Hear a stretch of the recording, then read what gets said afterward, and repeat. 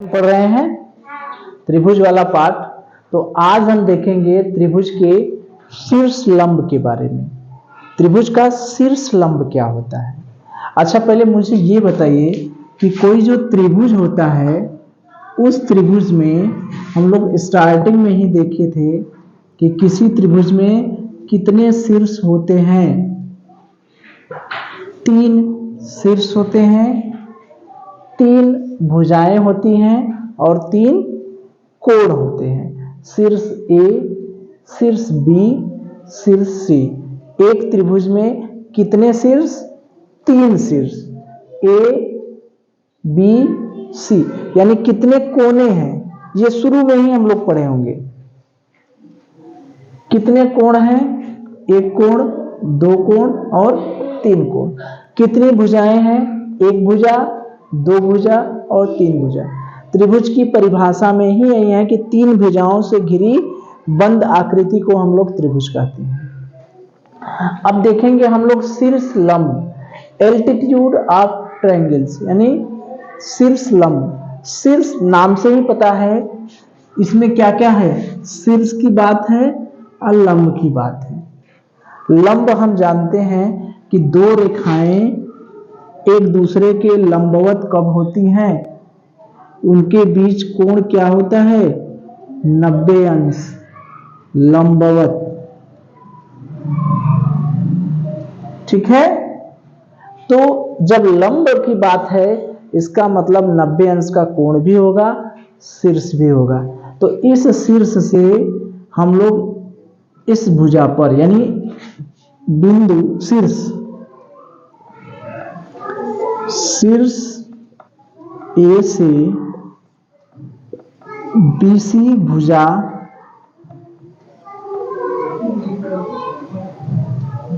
पर लंब, इस शीर्ष से इस भुजा पर हमको लंब खींचना है तो 90 अंश का कोण खींचना है। तो 90 अंश का कोण खींचना हम लोग जानते हैं। कैसे? 90 अंश का कोण खींचने के लिए यहां से एक चाप घुमाइए, ऐसे और ऐसे, होता है ना। फिर ये इसका अर्धक कर दीजिए। ये एक चाप घुमाइए, एक जगह दूसरी जगह काटा, यहां से आधे से ज्यादा चाप लेके इधर, आधे से ज्यादा चाप लेके इधर, और यहां से भी आधा से ज्यादा चाप लेके इधर और ये इधर।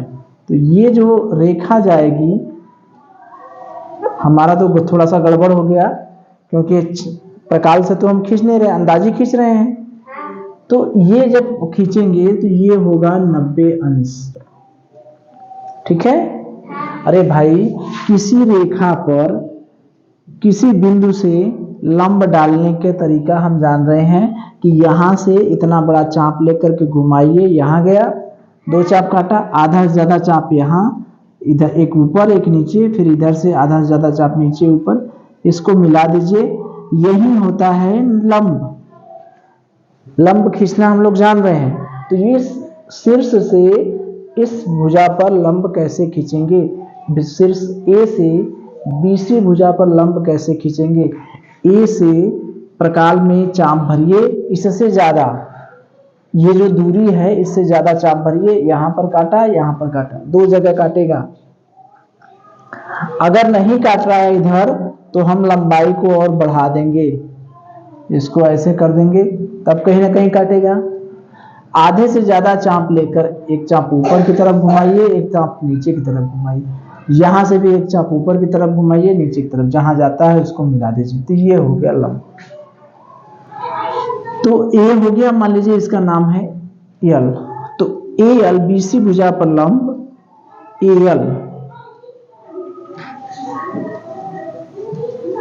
शीर्ष लंब है।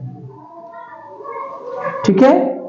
शीर्ष ए से बीसी भुजा पर हमने लंब खींच दिया तो ये हो गया एल, एक लंब हमने खींच दिया। तो ये जो लंब है, इसी शीर्ष लंब को हम लोग त्रिभुज की ऊंचाई भी कहते हैं। त्रिभुज की क्या है? ऊंचाई, यानी ये त्रिभुज की ऊंचाई है। ऊंचाई का मतलब सबसे कम दूरी, इस बिंदु से इस भुजा की सबसे कम दूरी है, और कोई भी दूरी लेंगे, मान लीजिए इधर हमने खींचे होते तो ये क्या है, इससे बड़ा है कि नहीं, बड़ा है। ये क्या है, इससे बड़ा है। ये क्या है, इससे बड़ा है। ये क्या है, इससे बड़ा है। ये क्या है, इससे बड़ा है। ये क्या है, इससे बड़ा है। यानी ए से बिंदु ए से बीसी भुजा की न्यूनतम दूरी क्या है, यही है, शीर्ष लंब होती है। ठीक है, तो शीर्ष लंब का मतलब कि त्रिभुज के एक शीर्ष से सामने की भुजा पर लंब खींच दीजिए। ठीक है, ये तो हो गई शीर्ष लंब की बात। तो मुझे ये बताइए कि त्रिभुज में टोटल कितने शीर्ष होते हैं। टोटल कितने शीर्ष हैं, 3। टोटल कितने शीर्ष हैं, 3। तो जब 3 शीर्ष हैं तो शीर्ष लंब कितने होंगे, वो भी तो 3 होंगे। अरे भाई, यहां से हमने लंब खींच दिया, शीर्ष ए से लंब खींचा तो उसका नाम हो गया एल। बी से लंब खींचा तो उसका नाम हो गया बीएम, और सी से खींच दिया तो ये क्या हो गया, सी एन। ये भी लंब, ये भी लंब, ये भी लंब। तो 3 शीर्ष हैं, तो 3 शीर्ष से कितने लंब होंगे, 3। यानी 3 शीर्ष लंब होंगे, नहीं होंगे क्या। शीर्ष से सामने की भुजा पर लंब डालना है, तो ए से सामने की भुजा पर लंब है, जैसे एल जो है वो किस भुजा पर लंब है, बीसी भुजा पर है। बीएम जो है वो किस भुजा पर लंब है, एसी भुजा पर। और सी एन जो है वो किस पे लंब है, एबी भुजा पर। बीसी भुजा पर ये लंब, एसी भुजा पर ये लंब, और एबी भुजा पर ये लंब। तो तीनों लंब एक दूसरे को यहां काट रहे हैं, काट रहे हैं कि नहीं। तो तीनों लंब, त्रिभुज के तीनों शीर्ष लंब एक बिंदु से होके जाते हैं। अलग अलग बिंदु से होके जाएंगे कि एक बिंदु से होके जाएंगे, एक बिंदु से। तीनों शीर्ष लंब एक बिंदु से होकर जाएंगे। एक बिंदु से होकर जाना मतलब एक बिंदुगामी। एक बिंदुगामी मतलब समझ रहे हैं कि एक बिंदु से होकर जाना। एक बिंदुगामी, एक बिंदुगामी यानी एक बिंदु से जाने वाले, एक बिंदु से जाने वाले। तो त्रिभुज के जो तीनों शीर्ष हैं वो क्या हैं, एक बिंदु से होकर जाने वाले होते हैं। ठीक है, ठीक है। तो ये त्रिभुज के तीनों शीर्ष से लंब, शीर्ष लंब जो हैं एक बिंदु से होकर जाएंगे, तो इसे एक बिंदुगामी या संगामी कहते हैं। ठीक है, ये बिंदु मान लीजिए O है, तो ये जो O बिंदु है, O बिंदु, इसको हम लोग कहेंगे लंब केंद्र। क्या कहेंगे, लंब केंद्र। इसको अंग्रेजी में कहते हैं आर्थो सेंटर। मतलब जो तीनों शीर्ष हैं, तीनों शीर्ष लंब हैं, वो एक बिंदु से होके जाएंगे। कहां से होके जाएंगे, एक बिंदु से। इस बिंदु को हम लोग क्या कहेंगे, लंब केंद्र। ठीक है, चलिए चलिए। तो हम लोग ये देखें कि त्रिभुज है, इस त्रिभुज में कितने शीर्ष हैं, 3। 1, 2 और 3, ए बी सी। शीर्ष से सामने की भुजा पर लंब खींचते हैं, वही होता है शीर्ष लंब। तो यहां से एक लंब हमने खींच दिया, यहां से दूसरा लंब खींच दिया, यहां से तीसरा लंब खींच दिया। तो इसका मतलब क्या पता चला कि 3 शीर्ष होते हैं त्रिभुज में, 3 शीर्ष लंब होते हैं, और ये तीनों शीर्ष लंब एक बिंदु से होके जाते हैं, या इसे हम कह सकते हैं कि संगामी है या एक बिंदुगामी। ठीक है। और ये जो तीनों शीर्ष एक दूसरे को काटते हैं उसको हम लोग कहते हैं लंब केंद्र। क्या कहते हैं? लंब केंद्र, या इसको अंग्रेजी में कहते हैं आर्थो सेंटर। ये तीनों लंब जहां त्रिभुज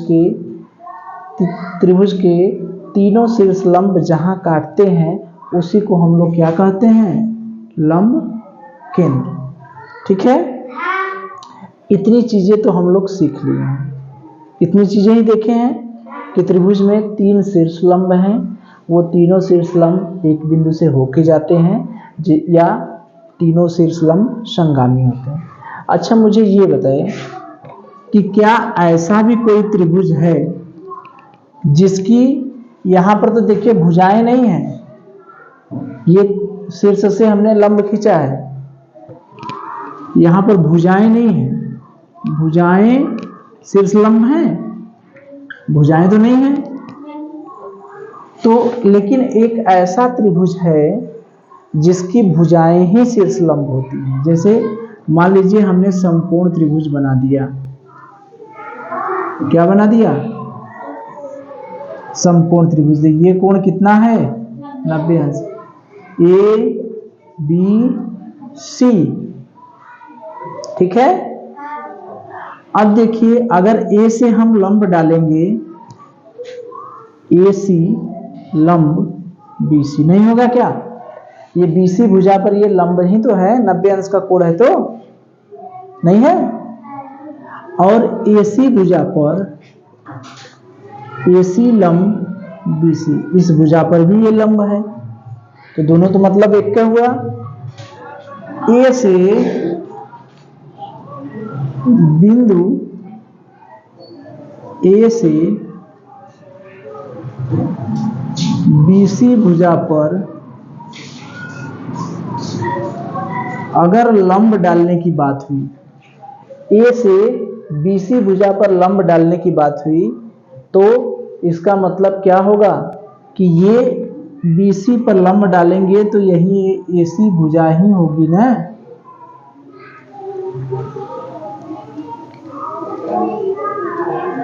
नहीं होगी क्या? अरे बीसी से ए से लंब डालेंगे तो यही भुजा तो होगी, क्योंकि इसके और इसके बीच का कोण 90 अंश है। ऐसे ही बिंदु बी से, देखिए बी से एसी पर लंब, भुजा एसी पर लंब खींचेंगे, एसी पर लंब खींचेंगे तो ये क्या होगी? भुजा बीसी। बात समझ में आएंगे?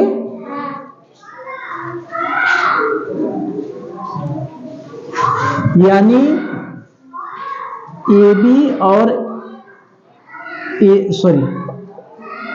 बीसी और एसी, एसी और बीसी, ये त्रिभुज की भुजा भी है, त्रिभुज की भुजा है, नहीं है क्या? अरे भाई, समकोण त्रिभुज की एक भुजा है बीसी, एक भुजा है एसी।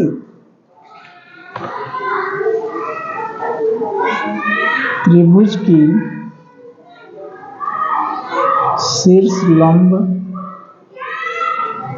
अगर हम कहें कि BC का शीर्ष लंब क्या है तो क्या कहेंगे? AC नहीं है क्या? शीर्ष से सामने की भुजा पर लंब डाले हैं, यहां शीर्ष से सामने की भुजा पर लंब है, तो AC और BC दो भुजाएं ऐसी हैं जो त्रिभुज की भुजा भी है और शीर्ष लंब भी है, भुजा भी है और शीर्ष लंब भी है। तो यही हमसे पूछ रहा है कि क्या कोई ऐसा त्रिभुज है जिसकी दो भुजाएं ही शीर्ष लंब बनेगी? तो कौन सा त्रिभुज है? कौन सा त्रिभुज है?